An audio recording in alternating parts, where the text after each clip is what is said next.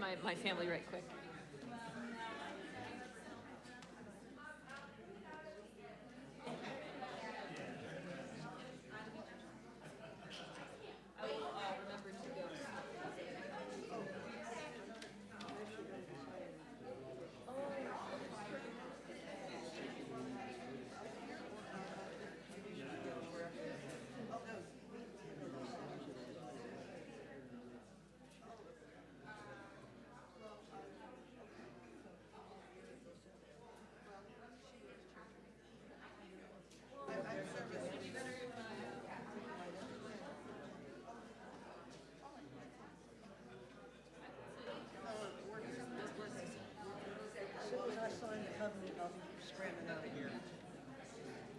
Where is my co-signer?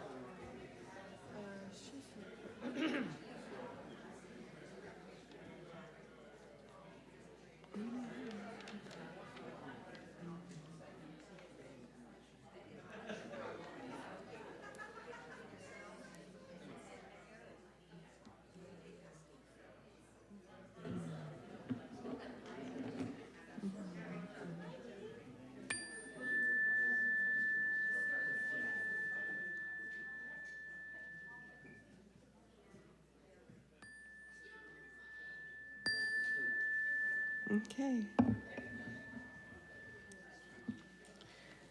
Good morning. We invite you to find your seats and prepare for this morning's service. Thank you. On behalf of the Worship Committee, welcome to the Unitarian Universalist Congregation of Columbia.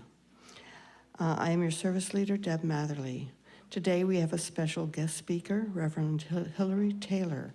Reverend Taylor is the Executive Director of South Carolinians for Alternatives to the Death Penalty.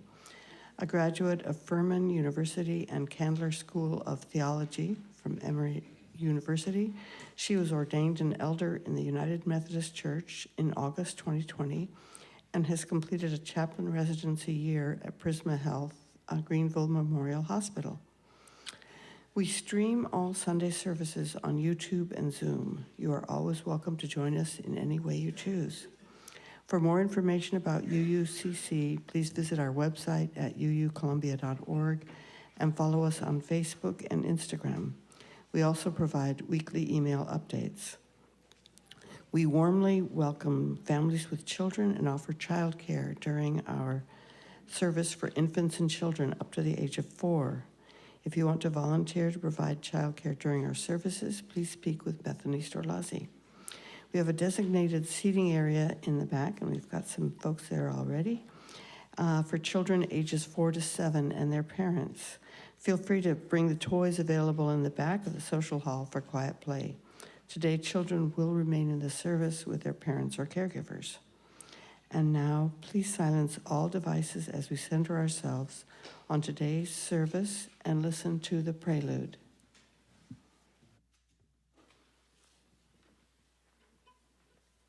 This morning's prelude will feature a new musical ensemble here at the UUCC. We call ourselves the Bridge Trio. I'm Anna Hamilton on piano, Kathy Paget on violin, and Karen Peters on viola. We connected here at the UUCC as musicians, and we call ourselves the Bridge Trio because we have first played together the pieces you'll hear today by English composer Frank Bridge, who lived from 1879 to 1941. And also the name of our group is inspired by the way that music can be a bridge between people, between time periods, between ideas, emotions, and the sounds of instruments. Our prelude today from Frank Bridge's miniatures will be number 1, Minuet.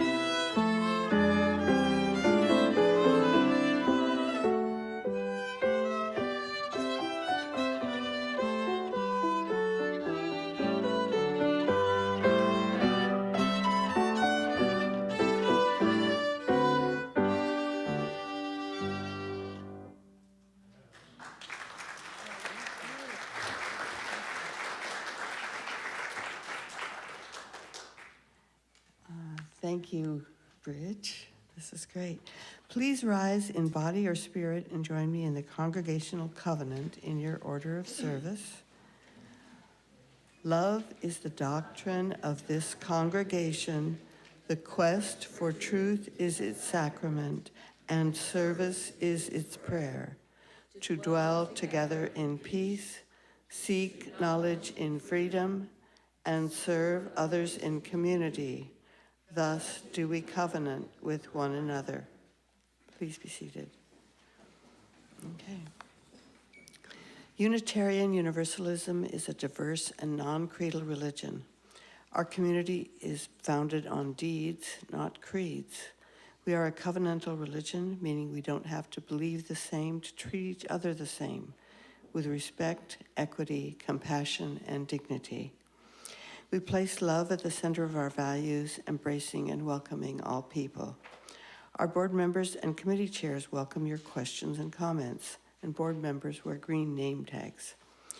We're delighted to welcome all our guests and visitors today.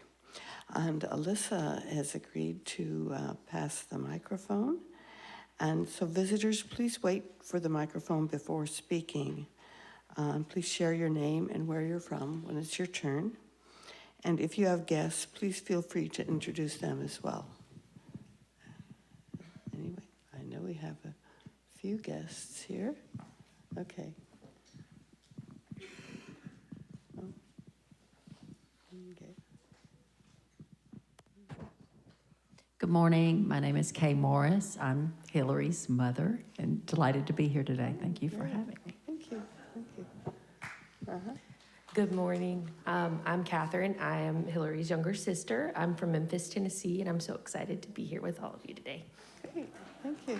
Okay.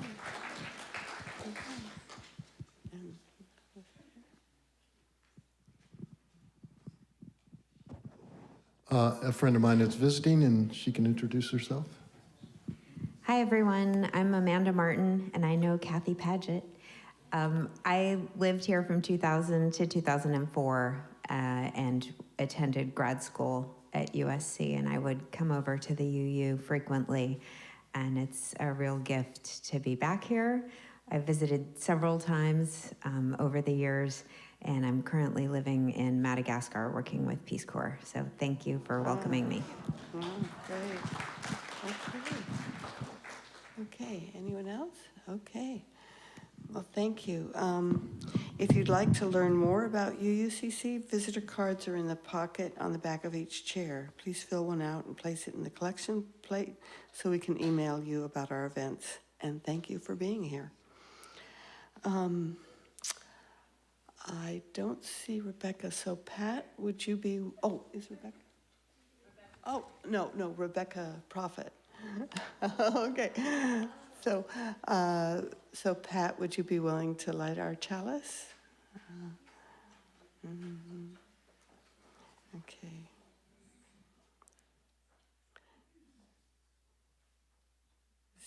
Spirit of light and life, come unto us. Thank you. I invite you to join in singing our opening hymn in the gray hymnal number 34, Though I May Speak with Bravest Fire. Please stand in body or spirit to join in singing.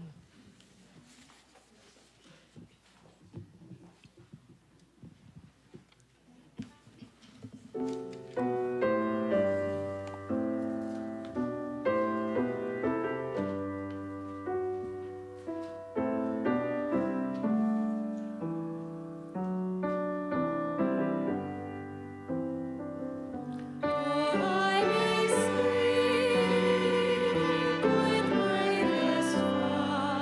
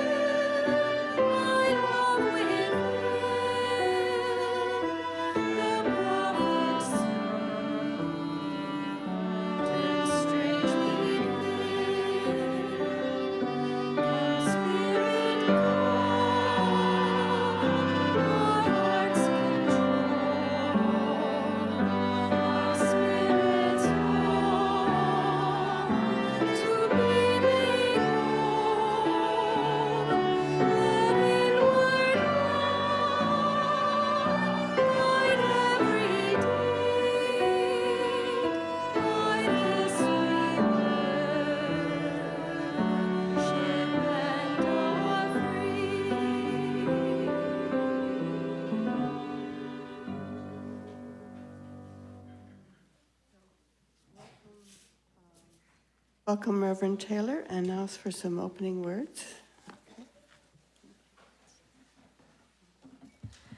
Friends, grace and peace to you this morning. As has already been named, my name is Hillary Taylor. I'm an ordained pastor in the United Methodist Church. I'm not currently pastoring a congregation right now, but that has been my background. I happen to be here because I asked to be here, which may be a strange kind of thing. But I have the distinct pleasure of knowing Reverend Stephen Robinson and his wife, Reverend Michelle Robinson, because they were both my manager and my educator during my year as a resident chaplain at Greenville Memorial Hospital. And in my current job, one of my main objectives is to build relationships with religious and spiritual communities across the state. So it is wonderful to be present with you today. I hope that I can do justice to the wonderful sermons and words that are shared every morning. I had the pleasure of listening to the cornbread communion sermon from Stephen, which I found really beautiful and touching, especially in the last few weeks.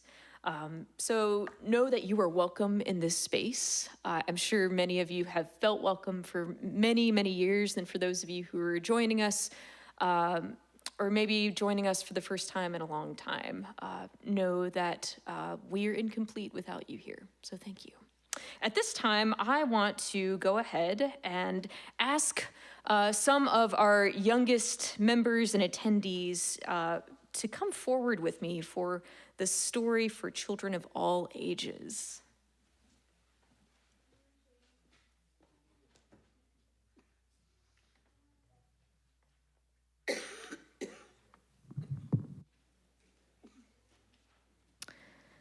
Morning, friends. So I know that I am not the typical person leading the service today. And so I want to say thank you so much for coming up and being with me this morning. I recognize that's a risk and that's a vulnerable thing to do. It's not always fun to hang out with strangers.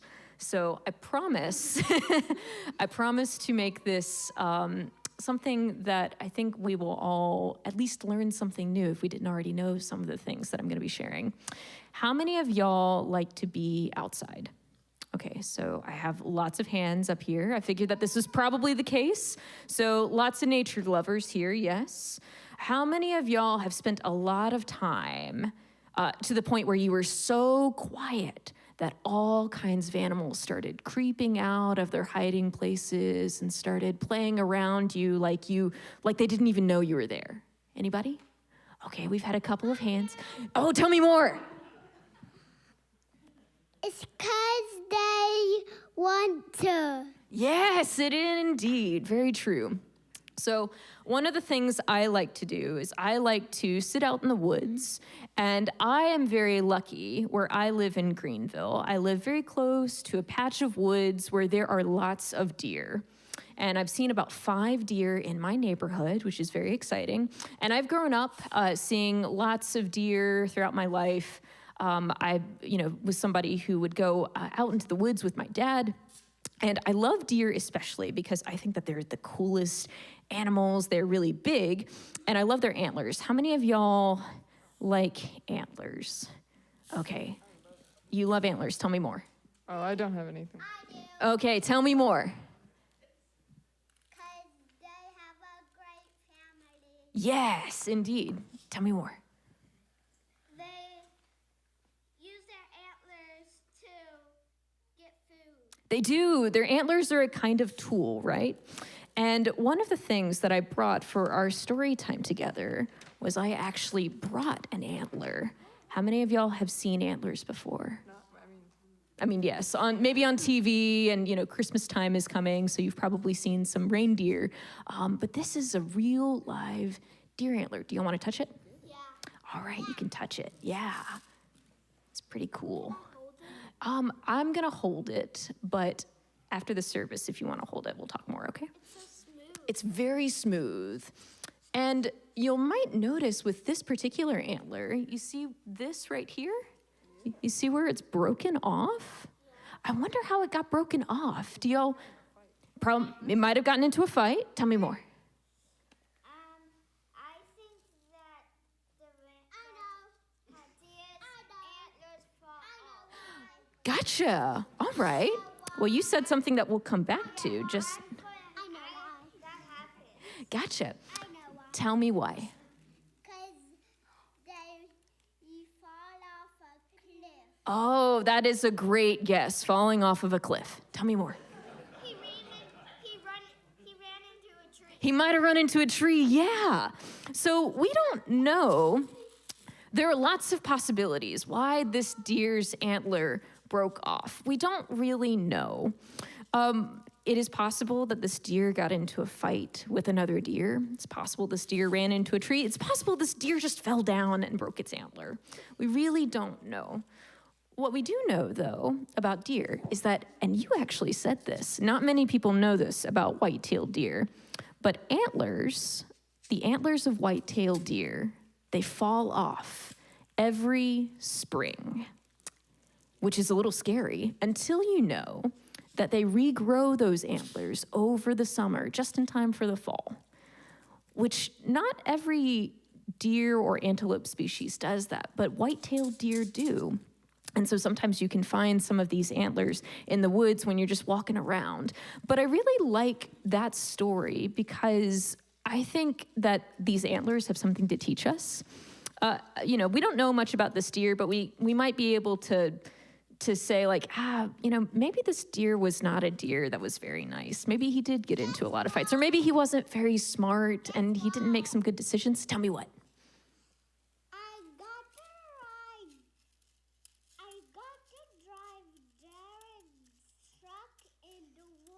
Wow, you got to drive a truck in the woods? Very cool. Driving trucks in the woods is very fun. So the thing, we might be able to paint a very particular kind of story about this deer, about how this deer maybe wasn't very smart or how this deer was not very nice.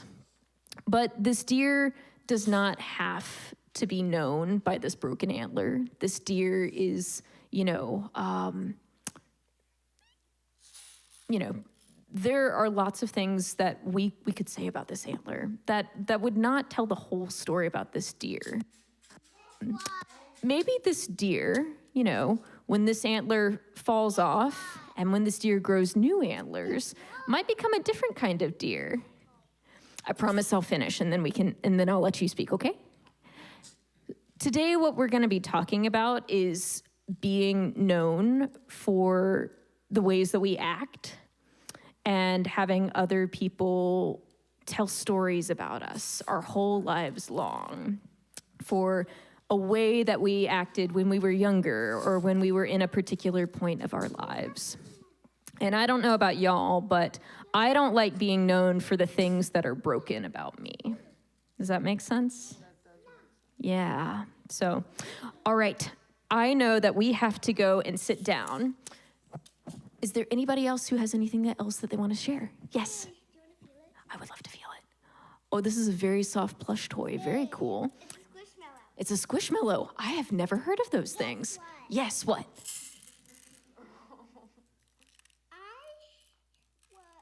Me and Jared were in the woods. Uh-huh. And we were feeding deer. Very cool. All right. Well, I hope that you get to go into the woods again. And you have something to say. Tell me more. Something that I know about a white-tailed deer is that it represents South Carolina. You're right. That's the state game animal, isn't it? Yes, very smart. Y'all are learning so many good things in school and with your families. All right, friends. Well, thank y'all for joining me this morning. It was lovely to be connected to you, and I will let you go back with your loved ones so that we can continue on with our service this morning.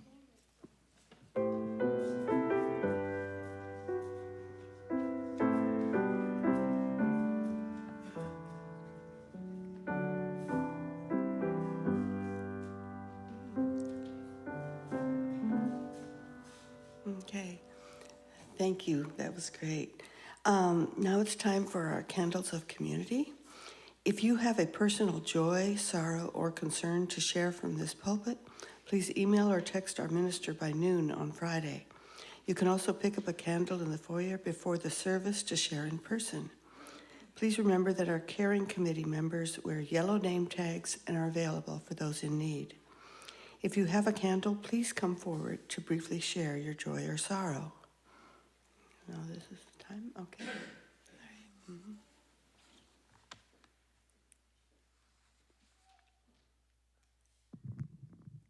Hi, I'm Larry Siegel. I just wanted to say a word or two about, can you hear me back there? Okay. The Thanksgiving dinner, it was, I think, pretty successful. I had a lot of help from Abigail Brandon and Renee Dantes. They did a lot of work. And Neil was there, and he blessed the dinner so that nobody would get salmonella. So that was so that was good. Then I had JP carved the turkey. That was good, and we had like 7 people who helped afterwards, so we got out of there at a reasonable time. So really everything went pretty well. The other thing is, so Bill Dolly had donated a turkey, and I didn't think that we would, I thought we would need 2 of them, and we didn't, so there will be, Abigail said she was making turkey sandwiches from the second turkey, so that will be available after the service. Thank you.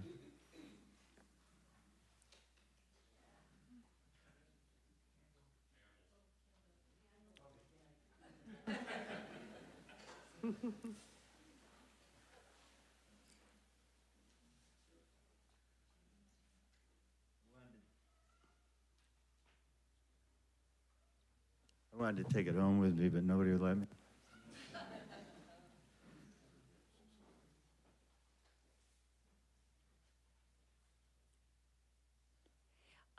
Two days ago, Sylvia Brown, the woman that has a beautiful voice that sung for us, had a heart attack. Oh. Yeah, and she's in the Beaufort Hospital, and we're all just praying for her recovery. We don't know very much, any of the details yet, but she did reach out and let us know what had happened. So this is a candle for Sylvia.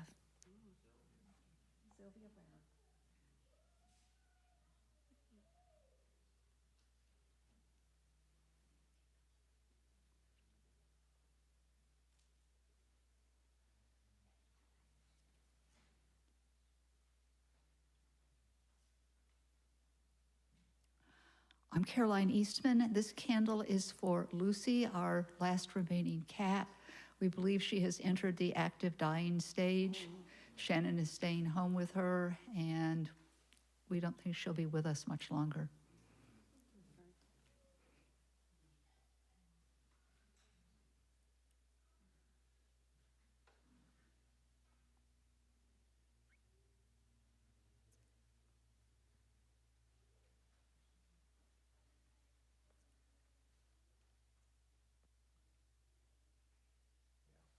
I'm doing this out of order, aren't I? All right, I'll correct myself. I'm Kevin McKinney. You probably know that because I'm a frequent flyer at this very microphone. But it's only because I'm telling us about what we're doing as a group. So I'm grateful this morning that we've had such a great response to Families Helping Families, and also, although maybe a little bit less great, to the Guest at Your Table programs now ongoing. But I'm a little concerned because it's such a short season this year. It's just the way the holiday math is working out. And so it's sneaking up, I think, on some of us. So I have to let you know that next Sunday is the last Sunday for Families Helping Families. Gifts are supposed to be in next Sunday. And even more worrisome, we have 3 ornaments still to be adopted. So I'll be back there after service. If you're good to go, then I'll be glad to get you subscribed, and we can get everything wrapped up for another holiday season and really help people out who need it in our community.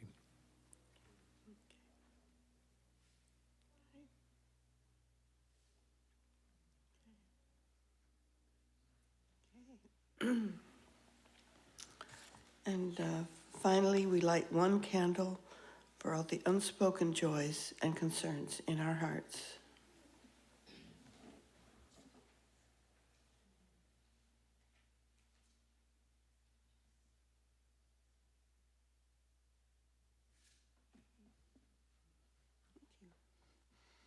So let us pause to ponder these joys and concerns.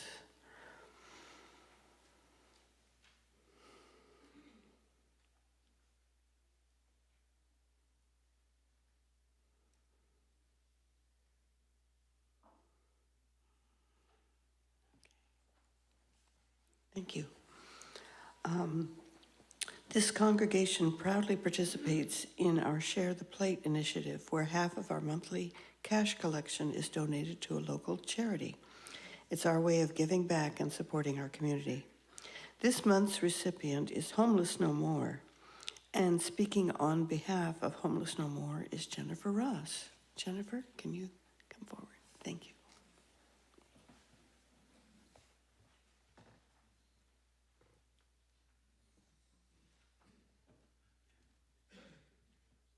I have 3 minutes, so I'm going to look at the prepared statement that my boss wrote because she knows I'm a talker.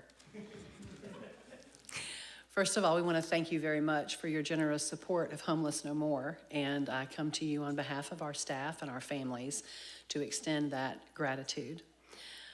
Without your donations, we cannot do the work that we do, which is so very important to our community. Homeless No More has continued to grow to meet the needs of our families. Last year, we were able to serve 300 families who were experiencing homelessness and a variety of other difficulties. We do this work through our family shelter, which is an emergency shelter program, St. Lawrence Place, which is our transitional housing program. And we are currently in development of 200 additional units of affordable housing through our Live Oak program. As you know, housing is a significant need, and we are upside down in our need versus what we have. So we are able to continue that work because of your donations. We continue to be the only shelter in the state of South Carolina that serves men and boys over the age of 12 with their families. So if you've got older children and younger children, we're able to keep your family together because that is the point of the work that we do. Family stabilization is important to all aspects of growth and development, and we want to make sure that we're able to maintain that.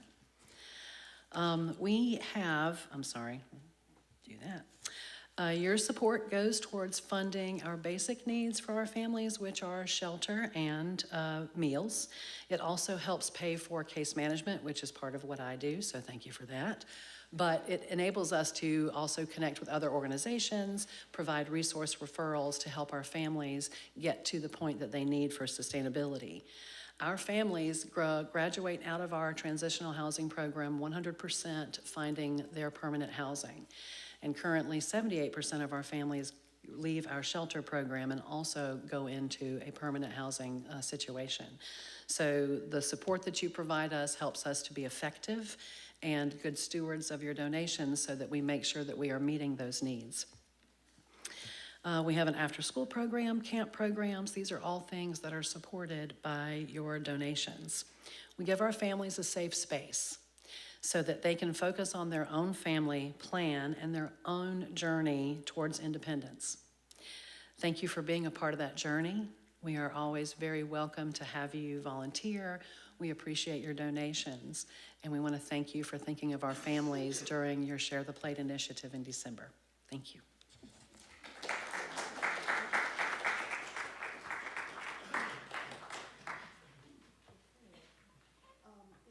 Contribute to Share the Plate. Please write Share the Plate in the memo line of your check or on your donation envelope. And thank you for your generosity. Now would the ushers please come forward? Thank you. Our offertory music selection is the second of Frank Bridges' miniatures, Gavat.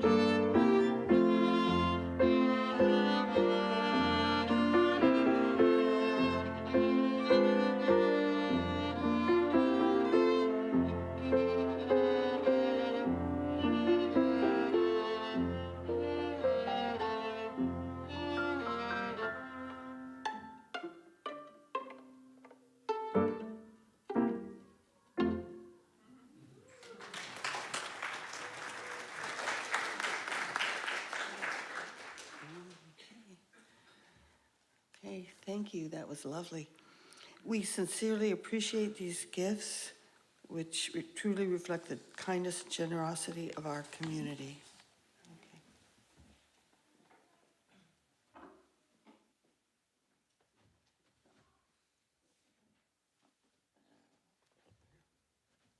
Okay, and now for our sermon. Okay.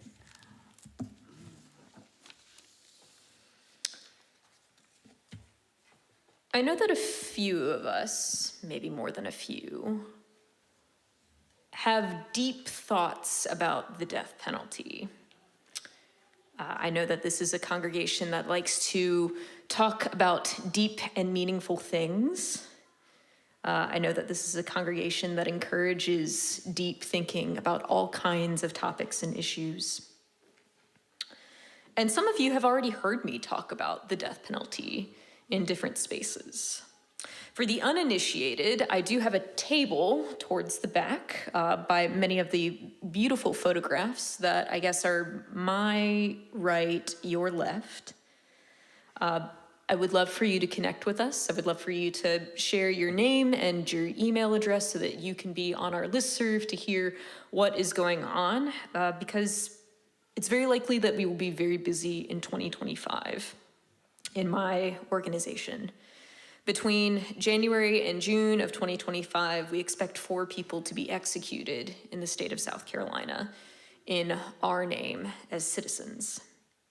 The death penalty is problematic for all kinds of reasons. It's racist, it's classist, it's ableist, but above all, it does not recognize the inherent worth and dignity of every human being. We'll come back to talking about the death penalty a little bit later. For now, I want to turn our focus to the words of Jesus from a reading, the book of Matthew, chapter 5, verses 38 through 48. Hear now these words from Jesus as he preached from the Sermon on the Mount. You have heard that it was said, an eye for an eye and a tooth for a tooth. But I tell you, do not resist an evil person. If anyone slaps you on the right cheek, turn to them the other cheek also. And if anyone wants to sue you and take your shirt, hand over your coat as well. If anyone forces you to go 1 mile, go with them 2 miles. Give to the one who asks you, and do not turn away from the one who wants to borrow from you. You've heard that it was said, love your neighbor and hate your enemy.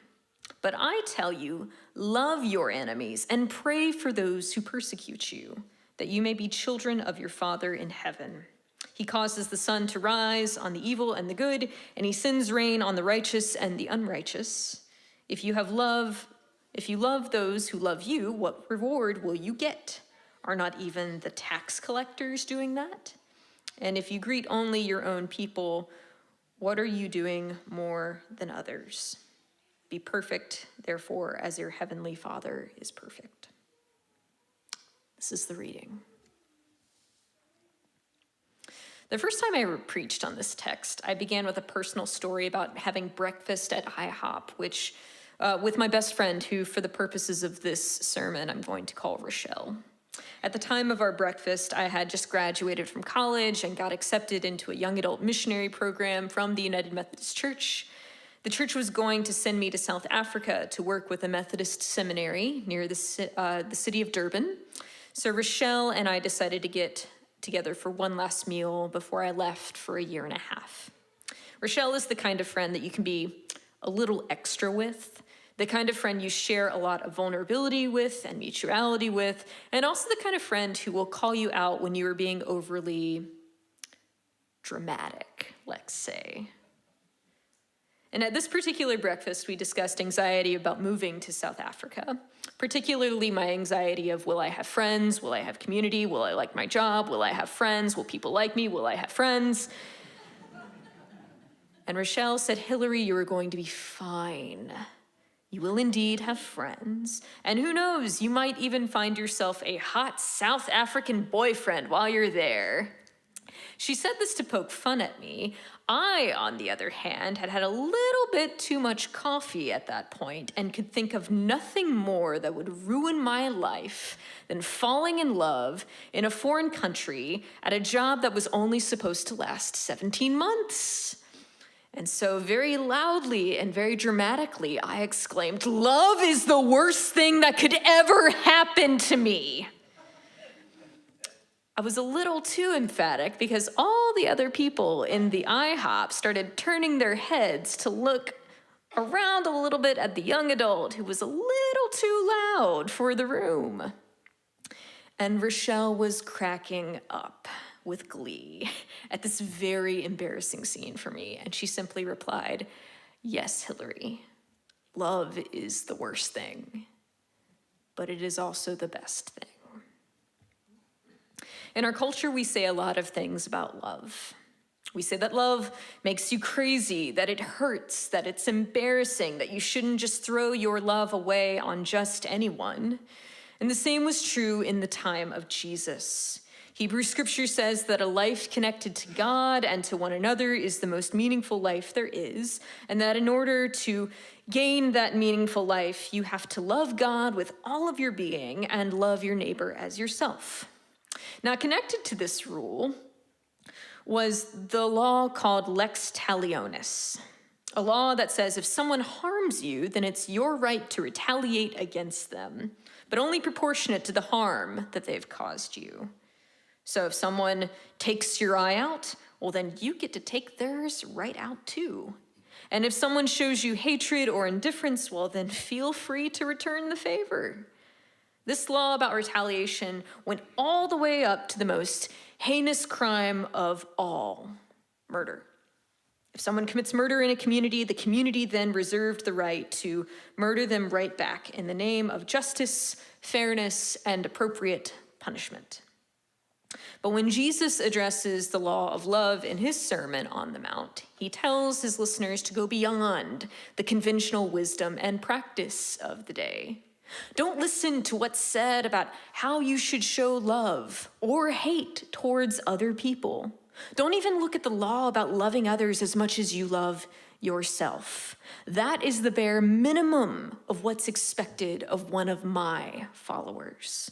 What I, Jesus, want you to do is to go deeper into the law. I want you to love the people who drive you crazy, the people who you avoid like the plague, the people who have caused you pain. I want you to advocate for their well-being. I want you to be generous with them. If you do this, not only will you show the world that you are one of my radical followers, you'll find that what everyone else is saying about how we love others is a shallow pool compared to the love needed to heal the world and all of its brokenness.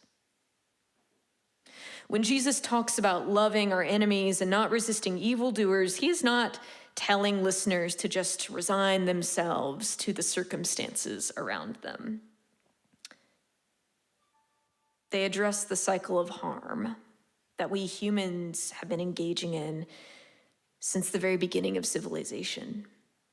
Though on their surface, his words do seem like collaboration with people who want us to suffer, what the Christian theologian Matthew Meyer Bolton calls passive acquiescence in the face of violence and harm. I can imagine that this reading has been used to justify horrific abuse because it pairs so nicely with an abusive spouse saying, "Wives, submit to your husbands," or abusive parents saying, "Spare the rod, spoil the child." But if we read and study Jesus' words with any depth, we see that Jesus' stance of loving our enemies and not resisting evildoers is actually rooted in profound resistance. What Jesus is asking us to do is engage in a kind of moral jujitsu, not fight fire with fire, as our society loves to say, but to fight fire with water. In the words of Dr. Martin Luther King Jr., darkness cannot drive out darkness, only light can do that. Hate cannot drive out hate, only love can do that. Jesus says, don't cooperate with the underlying system of hate and brutality and revenge involved in evil doing. Be creative. Find another way out with love. If someone hits you, try offering the other cheek as well. If someone asks for your shirt, then give them your shirt and your coat. If someone asks you to walk a mile carrying their stuff, then go the extra mile. Love is the worst thing, but it is also the best thing. Meet violence and don't engage with it. Now, you might be asking yourself, well, Hillary, what if that's not possible? What if I can't love my enemies? What if I can't resist evildoers? You don't know my parents. You don't know my boss. You don't know my ex. You don't know my children. You don't know my doctor. You don't know my neighbor. You don't know any of these people. I thought they were somebody that I could trust. I thought he cared about me. I thought she would keep me safe. But they didn't, and they made my life hell. When people share these kinds of experiences with me, I am reminded that the people who hurt us the most in life are often the people who are or have been closest to us, or held some kind of great power, that held some kind of great responsibility with us. And we do in so much as we are loved, right? And when the sources of that love and belonging are suddenly cut off, it's hard for us to imagine engaging in such vulnerability ever again. Because what if it happens again? The sudden withdrawal of a trusting, loving relationship. Will I survive? Or will I be paralyzed by the grief and the trauma of it all? My work against the death penalty has made me think a lot about today's reading, which is why I wanted to reflect with you about it today. Every day, I work on behalf of people who can be described as somebody else's enemy, somebody's persecutor, someone deemed the worst of the worst in a court of law. About a year ago, I asked somebody that I'm close to on South Carolina's death row to help me think deeper about today's reading in case I needed to preach on it. And for the purposes of this sermon, I'm going to call this person Lance. Lance and I have known each other for several years because he started out as a pen pal of mine. And he's somebody that I've occasionally asked to help me write sermons when I guest preach at places. Religiously, he would describe himself as a kind of progressive evangelical Christian. He would say that he recommitted his life to God after he was sentenced to death row. But he's also taught me a lot about reading sacred text through the lens of hope. So I was curious about how he would approach this sermon, but I wasn't quite prepared for what I received in the mail. So I'm going to read you Lance's words from the letter that he sent me when I asked him to reflect on this Matthew 5 passage. Lance wrote, "To love your enemies can only come from the Spirit of God in us. It is not in our nature to love someone who would cause us harm or steal from us or do any of the things written in the 10 Commandments. I've taken some time to think about me loving some of my enemies, and I still find myself coming up short. Many years of serving the Lord and growing as a Christian and learning God's word, and yet, can I say I love my enemies? Do I really? The truth is I don't, or should I say that there are some people who I can't stand to be around or even look at. So now what do I do? I can think maybe here is where I'm going to need your help, Hillary, because as much as I think of the many scriptures that I know to be absolutely true, I find it hard to pray for these individuals. And these are people I see all the time. As much as I can't stand to hear certain politicians these days, I find it easier to pray for the politicians and even love them because I know that in the end they will face judgment. But the ones here, who is to say if they are right with the Lord or not, or may one day find salvation? Life is so unfair, and now I realize I'm not where I need to be in my walk as a Christian. Please, Hillary, help me. Please give me some advice or some scriptures to read. Truthfully, I didn't expect Matthew 5, verses 38 through 48 to put Lance into a crisis of faith. But I guess if we're reading this text deeply enough and reflecting on it, it should put us in a kind of crisis. When Lance called me a week later from his prison phone, we talked about his letter. He told me that he had worked through his panic because he realized that when he falls short of loving his enemies, his higher power, Jesus, is the one who makes loving them possible. I also reminded Lance that whenever we fall short of loving others, it's an opportunity for our beloved community to help us out, to make up for the direct engagement with our enemies that we can't give. It is not always possible for us to be close to somebody who's harmed us. And our sacred texts across traditions make room for that. So if we find ourselves unable to love someone directly, we should feel empowered to call a trusted neighbor in our beloved community and explain the situation to them, because they will help us bear witness to the fact that we are doing our best to creatively resist the violence of others, whether they know that they are being violent or not. And our beloved community members, they will help us expand our imagination into acting and reacting to others' violence with love. Participating in beloved community this way is extremely powerful and important, because there will be a time when we won't be helping others problem solve about loving their enemies. Inevitably, there will come a day when we will become someone else's enemy. It may happen wittingly or unwittingly. Our unkind words will become daggers to a friend's compassionate heart. Our unthinking actions may create a ripple of difficult consequences in our community. Our personality will be a threat to a stranger's worldview. And it is painful to think of ourselves in this way. But this is why Jesus' words are so powerful for us in the 21st century. In the year 2024, Jesus asks us if the shoe were on the other foot, and if it were you who became the enemy, what would you want others to do? Would you want them to cut you off in an eye for an eye fashion? Or would you want them to love you, pray for you, meet you creatively and nonviolently where you're at, so that you can move into a different place and space and being?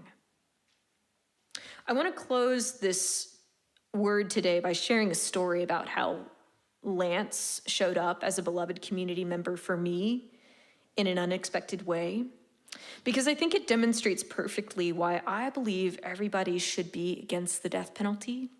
It's the kind of story that I want to evangelize to other people, that I hope that you will tell other people as well, and that I hope will propel you to join me in the back of that table after our service today, so that I can tell you more about how you can engage with our movement to end the death penalty and catalyze criminal justice reform in South Carolina.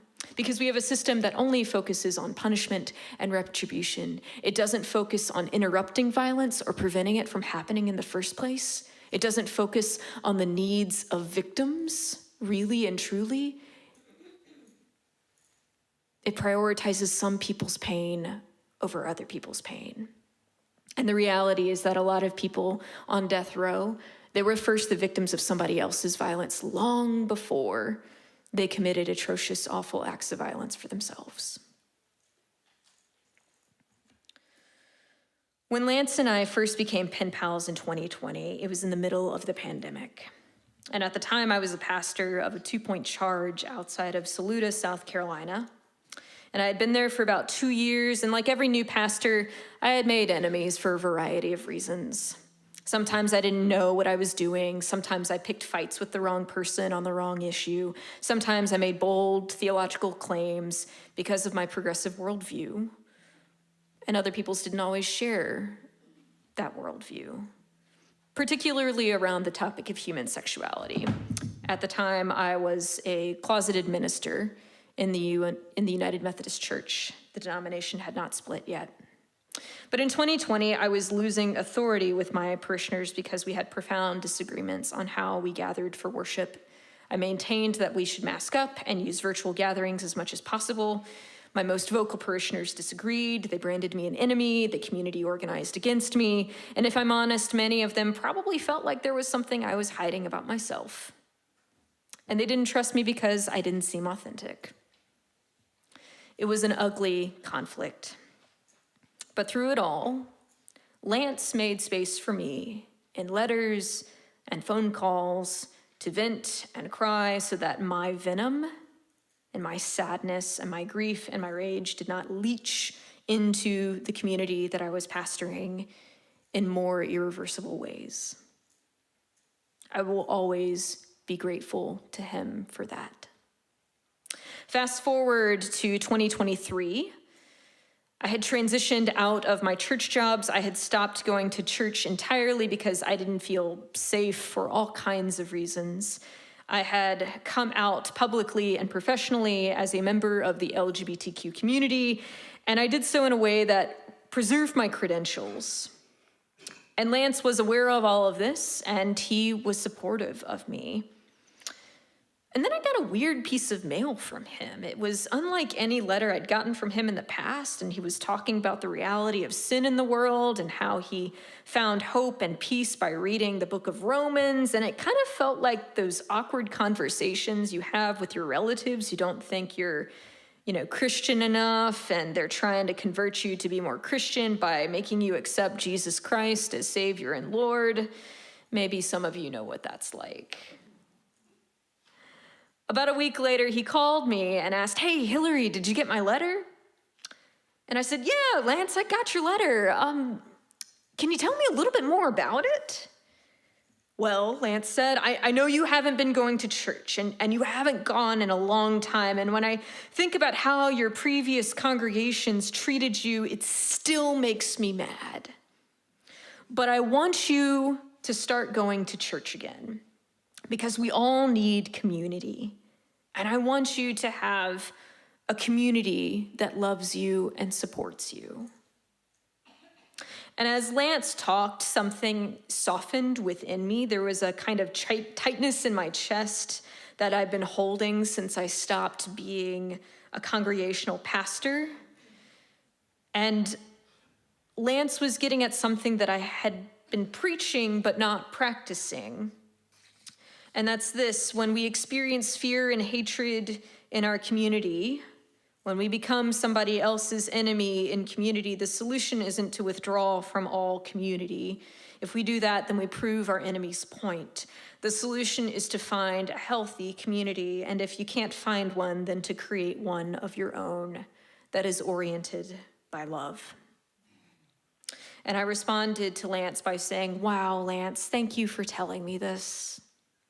The way your letter was written, I thought that you were telling me that I wasn't Christian enough." And Lance said, "Oh no, Hillary, I don't think that at all. I was worried about you losing your faith. The work that you are doing is so hard, and I don't want you to lose the reason why you're doing this work in the first place. Love is the worst thing, but it is also the best thing. And if you would like to learn more about how we fall deeper in love with one another in order to follow the words of Jesus today, to creatively resist systems of harm and violence, then I invite you to join me after today's service, because there's a place in our movement for you to help us create more love in the state of South Carolina, but especially within our criminal legal system. May it be so."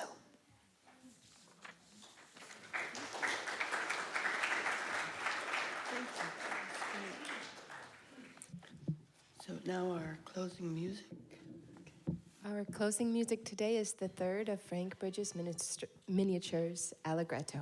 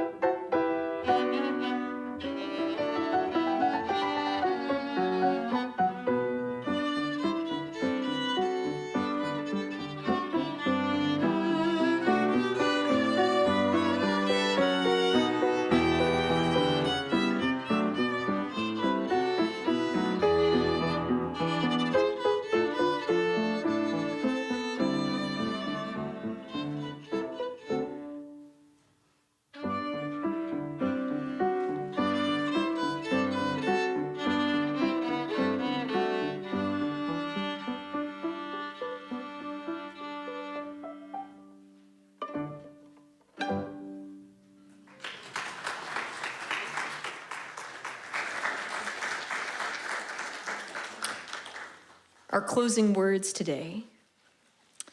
Friends, depart from now, and may you go with this blessing. May you fall in love, and may it ruin your life. Because love is the worst thing, but it is also the best thing. May love go before you, planning and preparing your way. May love walk beside you as friend and companion on the journey. May love come behind you, helping you fulfill all the things that you may leave undone. May love be beneath you, sustaining and supporting you. May love be beneath you, offering hope and courage and peace. But most of all, may love be above you, calling you and filling you with love and life. May it be so.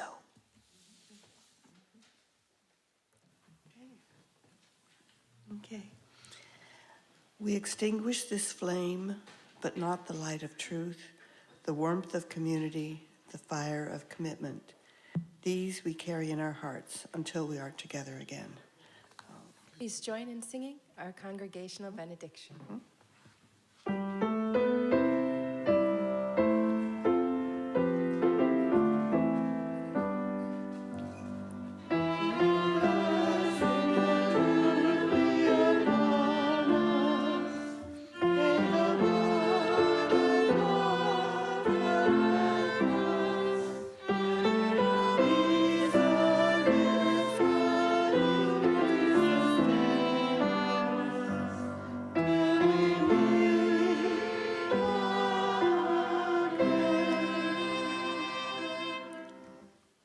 Okay, our time together has come to a close, and thank you again to our visitors and to Reverend Hillary and to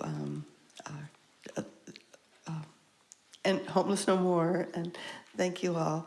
And before you leave, please take a few minutes to welcome our visitors and greet those around you, and see you next week. And thanks again to the Bridge. This was great. Yeah.